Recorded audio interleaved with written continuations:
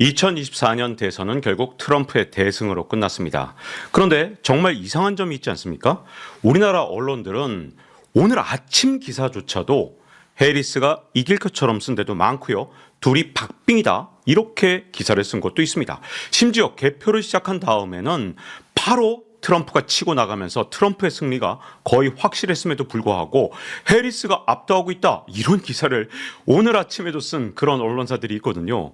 저는 우리나라 언론사들의 행태가 정말 이해가 가지 않습니다.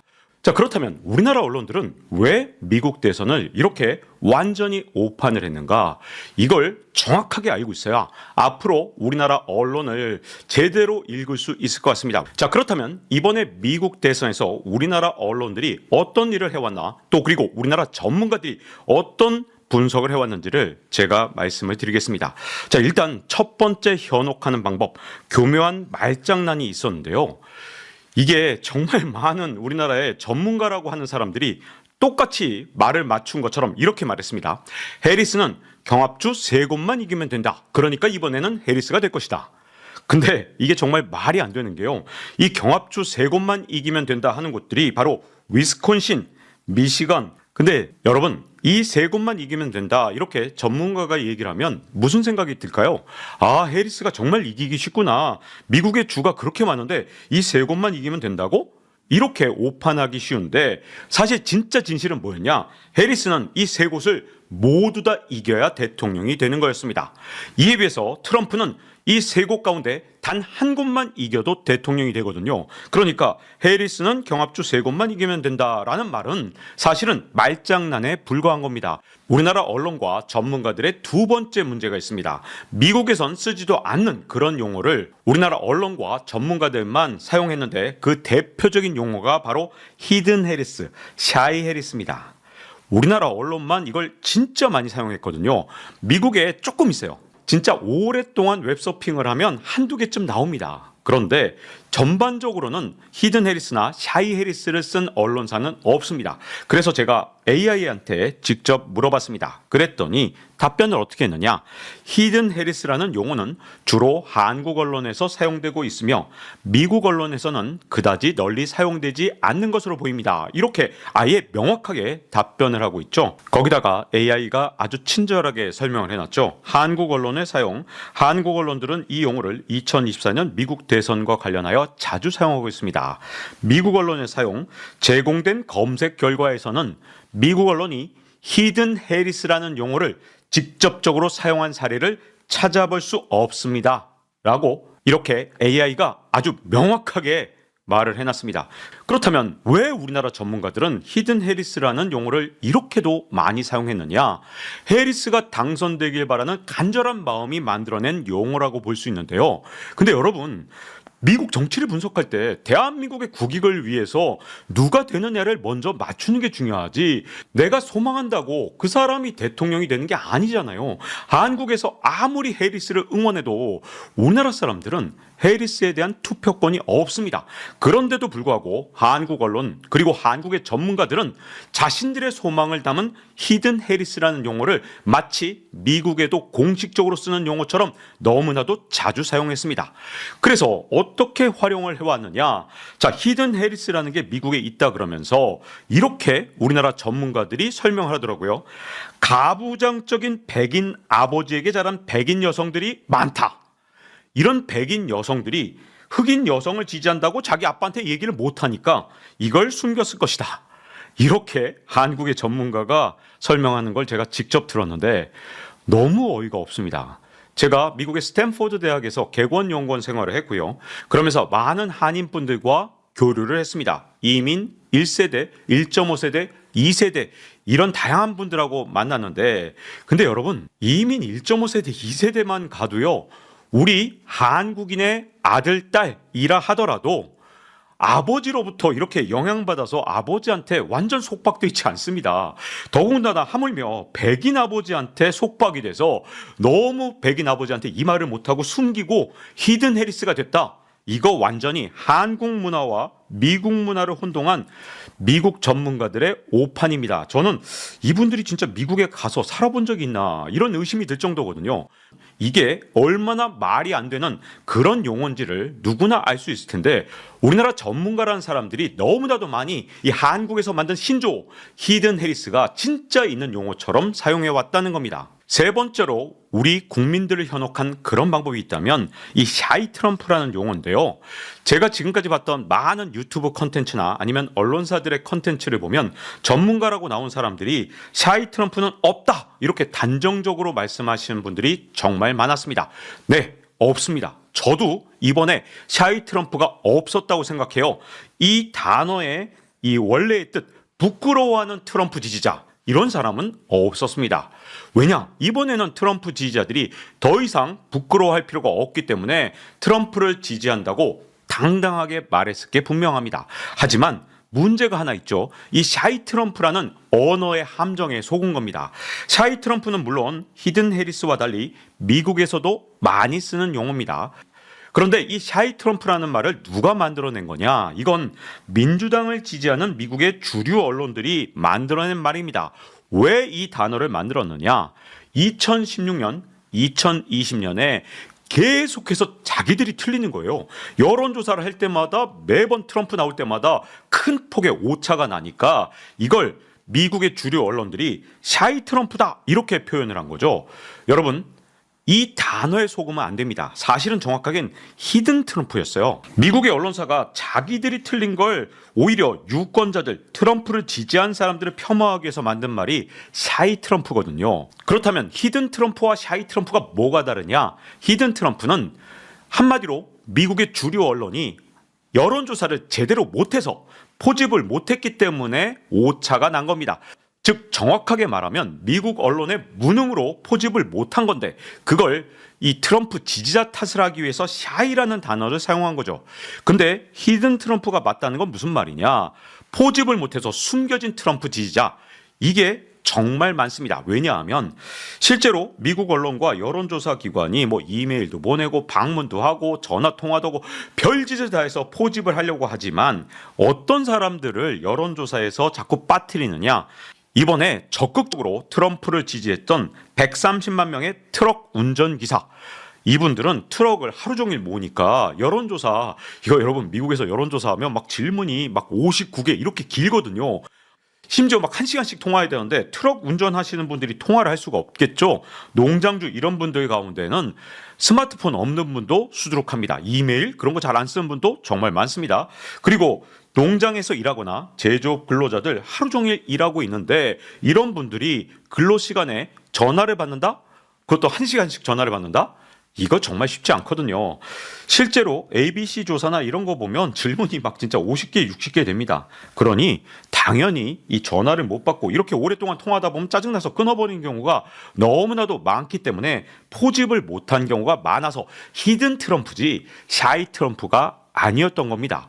그런데 우리나라 전문가들은 이 샤이 트럼프라는 용어를 고지고대로 믿고 이제 더 이상 부끄러워하는 트럼프 지지자는 없습니다. 그러니까 트럼프한테 숨은 편 없습니다라는 이렇게 단순한 논리로 히든 트럼프를 무시한 겁니다. 하지만 여론조사의 이 심각한 문제들은 여전히 해결되지 않았기 때문에 트럼프가 이렇게 압도적으로 승리할 수 있었던 겁니다. 자, 우리나라 언론사 또는 전문가들이 우리 국민들을 현혹했던 세 번째 방법은 바로 여론조사에서 어쩌다가 해리스가 대승을 하면 그것만 대서특필했다는 겁니다. 자, 여론조사 평균치만 보도했다면 이렇게 혼선을 빚지 않았을 겁니다. 자, 리얼 클리어 폴링이라는 게 있어요. 미국에서도 알아주는 사이트인데 이렇게 트럼프가 선거인단 수에서 앞서가는 걸 볼 수 있었습니다. 그리고 파이낸셜 타임스 이거 주류 언론이잖아요. 여기서도 지금까지 여론조사 평균치를 냈더니 트럼프가 281, 해리스가 257. 물론 이것조차 트럼프가 약간은 과소평가된 측면이 있지만 그래도 이 평균치만 그냥 고지고대로 보도했다면 우리 국민들이 이렇게까지 혼란에 빠지지 않았을 겁니다. 그런데 우리나라 언론 중에서 평균치를 보도하는 그런 경우가 정말 드물었어요.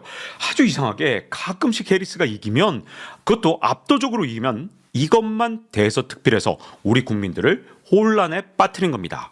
심지어 제가 리얼 클리어 폴링 이거 미국에서 유명한 사이트인데 이거 갖고 제가 지식한방 컨텐츠를 만들었더니 꽤 알려진 사람의 페이스북에서 저보러 가짜 뉴스를 퍼다르는 사람 이렇게까지 저를 약간 좀 제가 좀 당황했습니다. 제 지인이 그 페이스북을 캡처해서 저한테 보내줬는데 제가 그분한테 항의는 하지 않았습니다. 가짜 뉴스 아닙니다. 리얼 클리어 폴링이라는 미국에서 알아주는 사이트를 인용했습니다. 자, 한국 언론의 보도 행태가 얼마나 이상했느냐. 자, 이게 가장 최근에 트럼프 대 해리스 대 여론조사 결과인데 아틀라스 인텔 보세요. 트럼프가 전국 단위로 플러스 1% 그리고 아틀라스 인텔 뭐 플러스 2% 이런 거 나오면 절대로 보도 안 해요. 그럼 뭘 보도하냐? 여기 보면 NPR 이런 게 해리스 플러스 4% 이렇게 되면 이걸 대서특필하는 겁니다. 그러니까 제가 우리나라 언론의 보도 행태를 계속 이해를 못하는 거예요. 아무리 우리나라에서 해리스가 이긴다고 보도해봤자 우리나라에 투표권을 가진 사람이 없는데 왜 이렇게 보도했는지 저는 정말 이해가 가지 않습니다. 근데 하나 의심스러운 건 있어요. 뭐냐면 한국 언론이 왜 그렇게 보도했느냐. 우리나라 언론들은 미국을 인용할 때 우리나라에도 알려져 있는 메이저 언론사의 여론조사 보도만 굉장히 대서특필을 했는데 여기서 함정이 있었던 것 같습니다. 왜냐? 미국의 메이저 언론사, 주류 언론사의 특징이 있죠. 특정 후보를 지지선언하는데 90% 거의 대부분이 해리스를 지지합니다. 이게 우리나라하고 좀 다른 점인데 우리나라는 이 주류 언론이 보수인 경우가 정말 많은데 미국은 진보인 경우가 많습니다. 그래서 90% 이상이 해리스를 지지하고 이런 언론사들의 특징이 뭐냐? 늘상 해리스가 높게 여론조사 결과가 나오는 경향이 있습니다. 이걸 하우스 이펙트라고 하는데 누가 여론조사를 했느냐에 따라 이 여론조사 결과가 달라진다는 겁니다. 그래서 아주 특이한 일이 있었어요. ABC라든가 뭐 CBS 같은 데서 여론조사를 하면 트럼프한테 아주 일방적으로 유리하게 나오고요. 독립 여론조사 기관들이 굉장히 많은데 여기는 트럼프의 승리를 점쳤었거든요. 그래서 메이저 언론하고 독립 여론조사 결과가 정말 다른 이 상황에서 우리나라는 메이저 언론의 기사만 대서특필하면서 이런 오차를 만든 게 아닌가 이런 의심이 듭니다.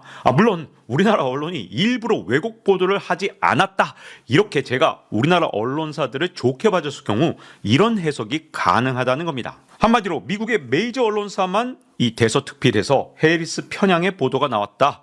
이게 제가 해줄 수 있는 한국 언론사를 위한 최대의 변명이다. 이렇게 말씀드릴 수 있겠습니다. 이런 우리나라 언론사들의 보도 행태 때문에 저는 투표 당일날에도 이 구독자님들의 질책을 많이 받았습니다. 제 구독자님 가운데 한 분이 이렇게 댓글을 달아서 제가 정말 마음이 아팠거든요. 모든 여론조사 기관이 예측하기로는 초접전이 될 거라고 하는데 박종원 씨 혼자 한 달 전부터 도란프 압승을 외치네 구독 취소 이렇게 말씀하시고 구독 취소하고 떠나가셨습니다. 근데 제가 틀린 게 아니면 돌아와 주시는 거죠. 그리고 저는 트럼프 지지자가 절대 아닙니다. 저는 해리스 지지도 트럼프 지지도 아닙니다. 제가 지지하는 건 대한민국 하나뿐입니다. 제가 여러 번 말씀드렸지만 트럼프가 승리한다고 자꾸만 분석을 할 수밖에 없었던 이유는 그게 진실이었고 이걸 빨리 알고 빨리 대비를 해야 대한민국의 미래를 지킬 수 있기 때문에 제가 자꾸만 경고장을 날렸던 겁니다. 그리고 또 하나 오해가 있는데 이 댓글도 투표 당일날 달아주신 댓글인데 조용히 바싹 엎드려 대선 간보고 있는 박 씨는 저를 말씀하시는 것 같습니다.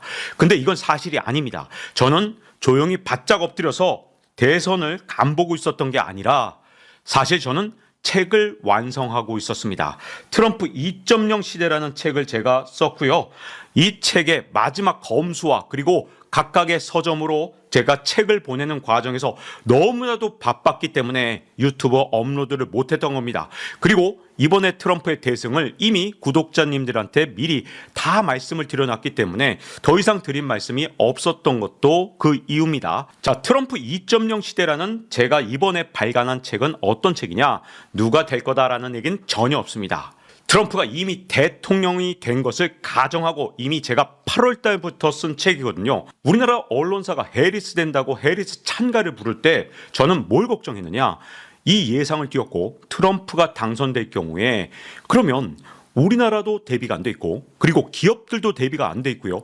많은 투자자분들이 트럼프 2.0 시대에 전혀 대비가 돼 있지 않은 상태에서 트럼프한테 노출될 수밖에 없다는 문제가 있다는 점에서 제가 이 책을 쓰게 된 겁니다. 그래서 제가 이번에 쓴 책, 이 트럼프 2.0 시대에는 앞으로 트럼프가 대통령의 두 번째 당선돼서 어떠한 정치적, 경제적 후폭풍을 갖고 오는지 그리고 투자 지형들을 어떻게 바꿔서 우리의 투자가 앞으로 어떻게 바뀌어야 되는지 그런 얘기들을 다루고 있습니다. 그래서 트럼프가 당선된 것을 아예 과거형으로 써놨습니다. 그리고 제가 한 번 더 강조드리지만 제가 이렇게 구독자님들에게 질책을 받았던 이유는 구독자님들 때문이 아니라 우리나라 언론 때문이기 때문에 그동안 우리나라 언론에 현혹돼서 지식 한 방을 떠났던 구독자님이 계시다면 이제 다시 돌아와 주셔도 될 것 같습니다. 이렇게 여론을 호도한 대가, 그 대가가 뭐였냐?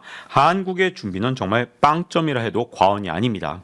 지금 미국 달러에 대한 대한민국 원화 환율 1395원 제가 낮에 캡처한 건데요. 자, 여러분들 여기서 잘 보시면 지그지그지그 움직이다가 갑자기 내려가는 모습이 보이죠?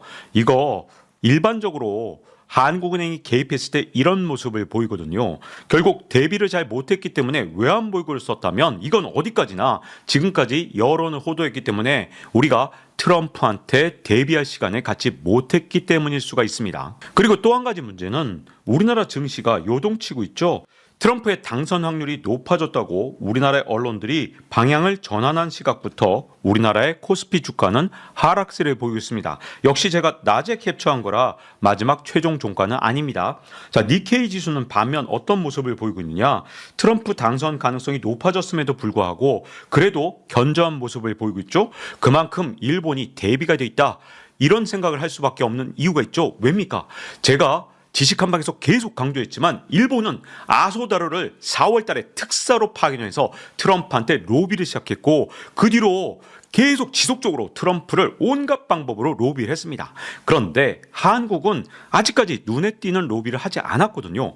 물밑에서 로비하는 건 트럼프한테는 아무런 도움이 되지 않습니다. 트럼프는 과시하는 걸 좋아하고 보여지는 걸 좋아하기 때문에 아소다로가 찾아왔을 때 막 어깨동무도 하고 온갖 사진 찍으면서 과시했죠. 근데 한국은 아무것도 하지 않았기 때문에 앞으로 우리가 과연 트럼프 2.0 시대에 대응이 돼 있는가 이 부분을 걱정할 수밖에 없는 겁니다. 구독자님 댓글 가운데 그동안 이런 것도 있었습니다.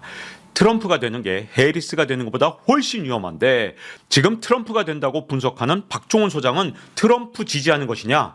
이렇게 저한테 질책을 하신 분도 계신데 저는 트럼프를 지지하는 게 아니라 대한민국이 대비할 수 있도록 그리고 투자자 여러분들이 미리 포트폴리오를 짜놓을 수 있도록 트럼프가 될 가능성이 더 높다는 진실을 알리기 위해서 노력해 왔던 겁니다. 그리고 이번에 트럼프 2.0 시대라는 책을 낸 것도 앞으로 트럼프 2.0 시대가 과거 트럼프 1.0 시대와 얼마나 다른지 그리고 얼마나 새로운 세상이 펼쳐질지 그걸 여러분들께 조금이라도 알릴 수 있는 기회를 만들기 위해서 이번에 책을 집필하게 됐습니다. 자, 이제 박종원의 지식 한방 마칠 시간이 됐고요. 다음 시간에 뵙겠습니다.